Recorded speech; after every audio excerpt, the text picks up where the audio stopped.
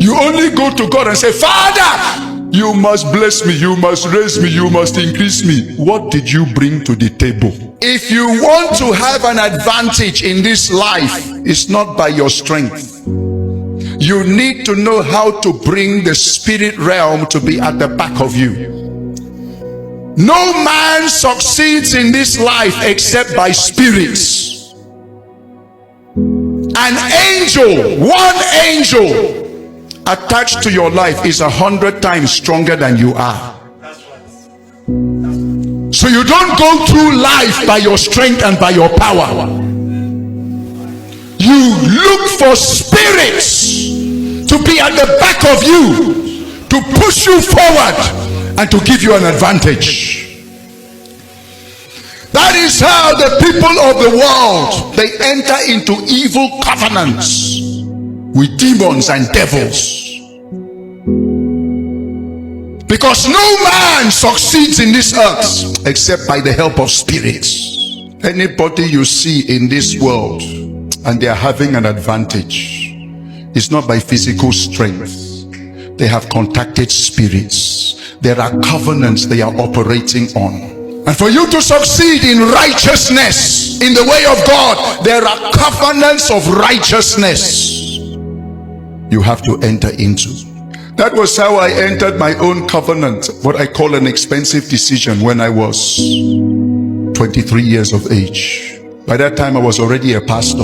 I was an assistant pastor in an Assemblies of God church at a place called Etinia Nabasi. And while I was pastoring that place, they gave me one house behind the church. It was not a house, it was just one room, 10 by 10. And every day, everybody in that compound will leave and go to work, go to their office. And I will see one very fine, gorgeous, beautiful figure 8, front and back.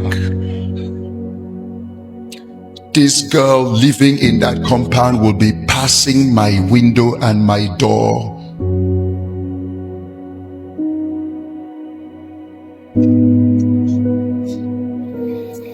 She can pass my house 10 times.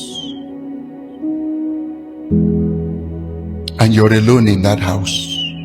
And she's alone in that compound. And I have a consecration right from my youth. I don't like to go out. I don't like to face the day without reading 5 chapters of the Bible. I said, start while you're young. I started reading 5 to 10 to 15 to 20 chapters of the Bible every morning when I was young. 2 days ago, I covered my 93rd reading of the Bible from Genesis to Revelation. I'm now in my 94th reading of the Bible. I started young. And I was having quiet time with the Lord. And Satan came to my quiet time. I said, have you not seen this young girl I keep for you? And you're alone here. Call her. Nobody is here. Nobody will see you. Are you not a man? Is he not a woman? Call her. I don't know how I overcame that day. I was a young man. When you're in your 20s, your blood is strong and hot. But God gave me the grace to resist that temptation. I didn't know that tomorrow will be part 2. The next day, I'm having quiet time. She's moving. She's moving. And the devil came again in my quiet time and said, call her. That day, he has also worked on her. She carried a stool and sat at the door of my house. And Satan said, what are you waiting for? She has come for you. Won't you call her? Can't you call her? Are you not a man? Call her. Call her. I say, call her. Hey! I stood up. Bible says when the enemy comes like a flood, Holy Ghost will raise a standard. I thank God till tomorrow for raising a standard. As I stood, instead of calling her, a word came out from my mouth. I will not do this thing. And the Holy Ghost said there was a day Paul was in crisis. He made a covenant, a commitment, and said, Father, if you can do this, I will do this one.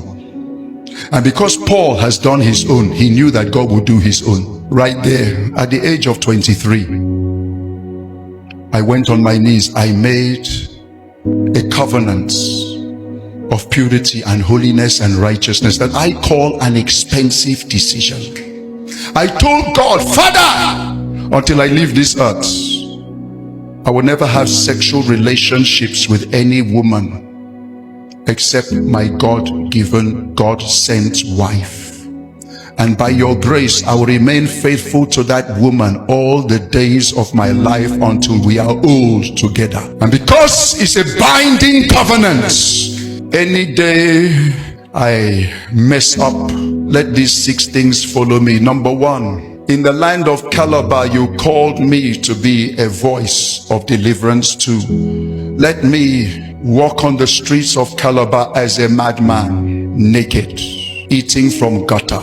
Number 2, in the ministry you called me to, let me become a caricature, a mockery, a laughing stock, a reject. Number 3, any properties you bless me with, let them be taken from me by violence. Number 4, every vehicle I have must be destroyed beyond repair. Number 5, any day I marry, my wife will suffer from intense childbearing problem. Number 6, all my children will suffer from mental instability. You're saying, Chai.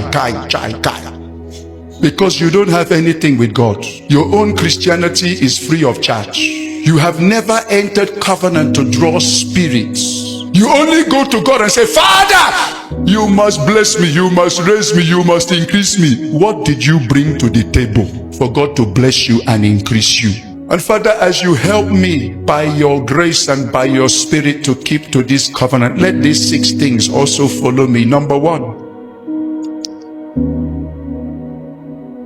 in the land of Calabar, instead of me going as a madman, you raised me to become the voice of this city. Father, number 2, you raised me head and shoulder above my equals. Number 3, you blessed me with houses, lands, and properties.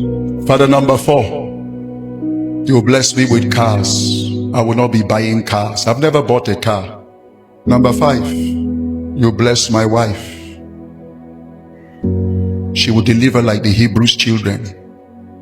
You bless my children. They shall be the blessed of the Lord. So that was a covenant I made. I was 23. I didn't know I have drawn and pulled spirits